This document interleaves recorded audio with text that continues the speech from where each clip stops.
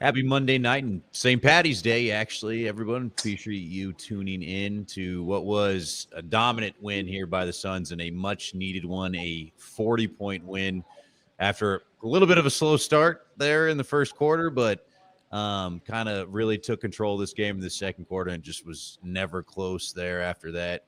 Joined, of course, by Connor, who was there at the game. Connor, what'd you think, man? Yeah, I mean, told you before we started recording, it was kind of a boring game, kind of a clash between, a team that actively is not trying to win and, like you joked, a team that is trying to win but doesn't look like it. So, I mean, yeah, it was their biggest margin of victory of the season, 40 points, surprisingly. But it just, aside from the second quarter, it wasn't much of a competitive game. Yeah, that first quarter, they get off to a slow start there, but Booker just it felt like the start of the second quarter, he kind of had enough of that and just goes off and starts leading the charge there. What was going on in the post game? I mean, it was just a situation where it was what it was. I mean, the Raptors just aren't trying to win games, or did you get a sense from talking with the guys that there was a little bit of a sense of urgency at that point? Like, there's no way we should be losing to this team after a quarter right now. Yeah, you know what? The thing that strikes me is that it was like you said, a really dominant win, 40-point win. That's a huge win. But post game, it just kind of felt like, yeah, I mean, we should have done this, and I'm glad that we're getting past it. And obviously we talked to Bud and we talked to Book post game, and you kind of need this win. But I think everyone's just looking forward to the play in, and Book was talking about how that they're paying attention to the Mavericks and they're paying attention to their situation. So I think most of all they're looking forward rather than focusing on this game specifically. You think they're looking forward to the Bahamas, or you think they're looking forward to the play-in right now? Oh boy, I mean, we'll see whichever comes first. I don't know. Their schedule's looking very tough, so they might be looking forward to the Bahamas right now. I was thinking about this the other day, and it's starting to remind me a little bit of an episode of South Park where they're playing T-ball in the summer, and they realize that if they win their last game, they're going to make the playoffs, and the other team is in the same spot, and so both of them are trying their best to throw the games while not making it obvious that they're trying to throw the game. And I was like, I feel like this is the repeat of what I've been seeing, for better or worse.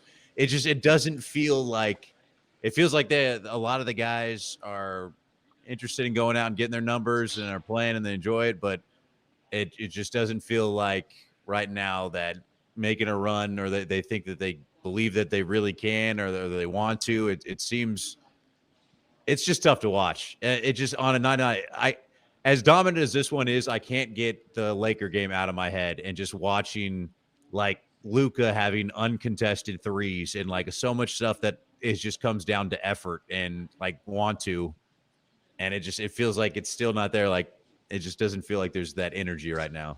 Yeah, I'm glad you brought up the Lakers game because I feel like the Suns season was kind of encapsulated in just that one game.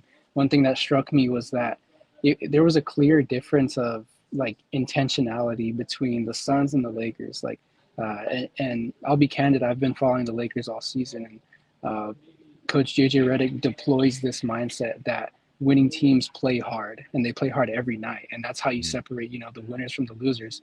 And whoever, if you've been watching the Suns all season, they do not play hard every night. It's every so often that they're going to play hard. And yeah, there's just a striking difference that, especially with the Suns schedule coming up, they're playing a Mm. bunch of juggernauts. And I think that you're going to see a huge difference in how they play, especially against those teams. Yeah, I think they got one starting off pretty, I think, winnable game when you got Chicago up next, and then after that, I'm looking at it right now: Cleveland, Milwaukee, Boston, at Minnesota, Houston, at Milwaukee, at Boston, at New York. And if they got anything left in the tank, you got Golden State and the Thunder after that. That is That rough. is as tough of a 10-game stretch as I think you could draw up for somebody. And yet they're only a half a game back now, right? They're only one game back of that spot. Like, and it doesn't look like Dallas is going anywhere. They have more problems than any team I think I've ever seen. So it still feels like this.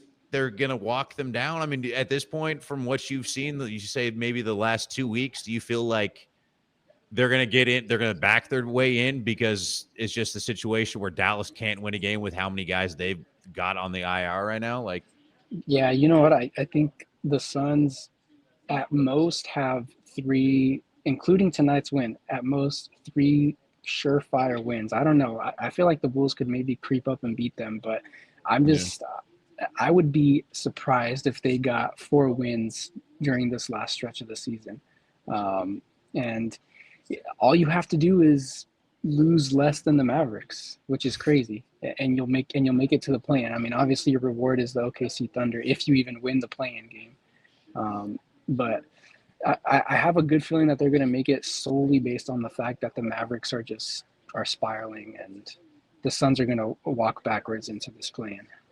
I talked a little bit on the pod today. Did you see that report that the Mavericks are going to be in danger of forfeiting games right now because they only have 8 healthy players, but 3 of them are on 2-way contracts and they're reaching their limit.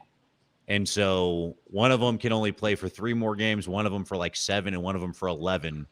And they have 14 games left and they can't sign anybody until after the season. So those guys won't be able to play unless they get somebody back from that's injured.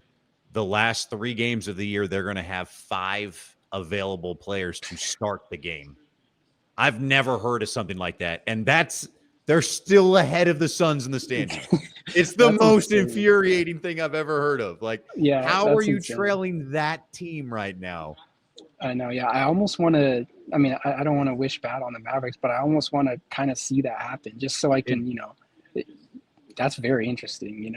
I've never heard of anything like that, and I did a deep dive into it where I was just fascinated by the idea that an NBA team would have to forfeit a game, but they've got like 11 guys that are injured right now. Like, it's unreal when you look at their injury report. And the guys they brought up on these 2-way deals, it's such a stark difference from the Suns. The guys they brought up are G League players, are guys that are just trying to get minutes. So they play unbelievably hard. They're just not nearly as talented as most NFL rosters. So you got 8 guys that are just, this is their moment. And they're in a lot of games. Like, they're still competitive with it. And then you got the Suns with one of the highest payrolls in the league with guys that are going to be surefire Hall of Famers that look like they don't care. It's unreal watching the kind of the contrast between the two. Actually, speaking of it, we haven't got a chance to get your thoughts on it. I assume you saw the Bradley Beal quote the other day about how life is good and him getting paid right now as he sits out another game because he was hurt. Just tone deaf? I mean, do you just the guy's been in the league long enough? Making comments like that should not be something you do. I don't care if it's someone you're comfortable with. If it's on the record, it should be pretty obvious that's something you don't do. Was that brought up at all around the team? Have you got any feeling from everyone else after something like that comes out? No, it wasn't brought up, and I feel like some context is required because he wasn't asked specifically about the no trade clause in the story that quote was in, but he was asked about how he's dealing with the sort of turmoil that's coming with this disappointing season, and he said straight up, like, I'm happy. I mean, to your point, he could have just said, I'm happy I play in the NBA, but he did bring up that no trade clause, and that's such a random thing to just add as an aside in there. I really wish I'd seen like video of it because I'm hoping it was like a tongue in cheek and it was just like a poorly placed joke in it more than anything. And you can't really get that from the text. You can't get the expression that he was trying to put on it. But you got to know better than that. The entire city hates that no trade clause, and you're just casually in a moment where you're not even playing because you're hurt, and the Suns are just fighting to be number 10 in the West to just throw that aside. Like, I'm good. I'm getting paid. Like, it doesn't matter, and I can't get traded. I'm sitting in the sun. Like, I couldn't believe that quote. I couldn't believe it. It does suck that he got hurt a couple of days after that quote came out, and I'm pretty sure you saw that he's going to be reevaluated in a week with a left hamstring strain. So he's probably going to miss, the first half of that very rough run for the Suns, which I think is interesting because if we remember, Clippers game a couple of weeks back, he left at halftime And that's when the Suns made that incredible 20-point comeback. And then you look at the Lakers game Sunday, he left at halftime. That's when KD and Phoenix started making another run. And he doesn't play tonight. They win by 40. It's pretty interesting. I'm not here to say that Bradley Beal's the reason that they're the 11th seed, but it is pretty interesting that this recent version of the Suns is a lot better when he's not on the floor. How much do you think that is? I've been asking for Ryan Dunn to get more minutes, it feels like, for months. And he finally kind of gets into the rotation a little bit. If nothing else, he's a guy that is going to try and play defense, and there's going to be effort on that side of the court. How much you just having him in the rotation, how much do you think that kind of changes the dynamic of this team? And I mean, some good minutes again tonight, I felt like. Yeah, it 100% changes it. Ryan Dunn is by far their best perimeter defender on the roster, and it's kind of insane to me that he was out of the rotation for the better part of a month. Absolutely insane. And that goes the same. Rising Stars game, and then but not good enough to make a team that was under 500. Like, it makes. Oh, that was another just, I don't know what we're doing. I don't know what we're doing with that. He must be the worst practice player of all time. Like, there's no other rationale for it. This guy has to be awful in practice, because in the minutes that he got in games, it showed that he needs to be out there. Yeah, and it honestly makes no sense to me that he could just fall out of the rotation to that, because not only is he like a spark of energy on the floor, but KD, Book, Brad, all of the locker room players speak so highly of him. Not only just him, but of Oso Ighodaro, who, by the way, had another tremendous night. What was like a plus 38, plus 39 tonight? It Yeah, was insane. unreal. I think they said that was a Suns rookie record of a plus minus. And yeah, plus 39 tonight. It's pretty Yeah, good. I don't understand like where the disconnect is at between locker room and coaching staff, because all season the Suns roster has spoke very highly of the rookies of Ryan Dunn and Oso Ighodaro, and it just feels like every time that they're in the rotation, the Suns look a lot better. I just don't understand how they could just completely fall out of it in the middle of the season when you're having a really rough time. All right, so give me a percentage, or give me a just overall thought. How much was what we saw tonight the Suns playing well and maybe figuring something out and lineups working well? Or how much was that just the Raptors mailing it in right now and looking to try and tank? That might be the toughest question I've been asked all season, because these last few games, the Raptors have been actively sitting their players in the fourth quarter just so they can lose games. But on the other hand, the Suns, they do want to win, but there's just no intentionality out there at all. So I think, honestly, I'm just going to say it's about 50-50. The Raptors aren't trying to win any games anytime soon. And I do think that the Suns are kind of trying to sort of figuring this out, especially, with Dunn and Iguodaro back in the rotation, because they make massive differences when they're playing. Like, there's no question about it. You can see it if you understand basketball, even at like the smallest level, you can see that Ryan Dunn and Oso Ighodaro are making a huge impact. So I think Budenholzer is taking baby steps there, baby steps that should have been taken a very long time ago, by the way. But yeah, I think the Suns are starting to figure this out. But then again, they play the Bulls on Wednesday, and then they run into a gauntlet, and we could just be going back to the same conversation that Yeah. the Suns just aren't good enough. The crazy thing is, I sit there and say the Bulls are the one game in that start off that you feel okay about. They have won 5 of 6. They have started to look for. Josh Giddey has been playing out of his mind lately for them. Like, that's not a guaranteed win. That's by any means. That's a game where they're going to need to come ready to play.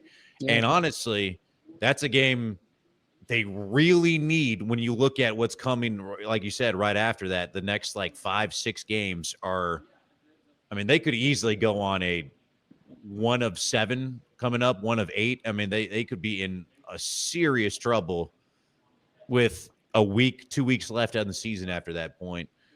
It is a home stretch. So, I mean, what is your expectations on it? What are you hoping that what's a realistic goal when you look at the stretch that they got coming up?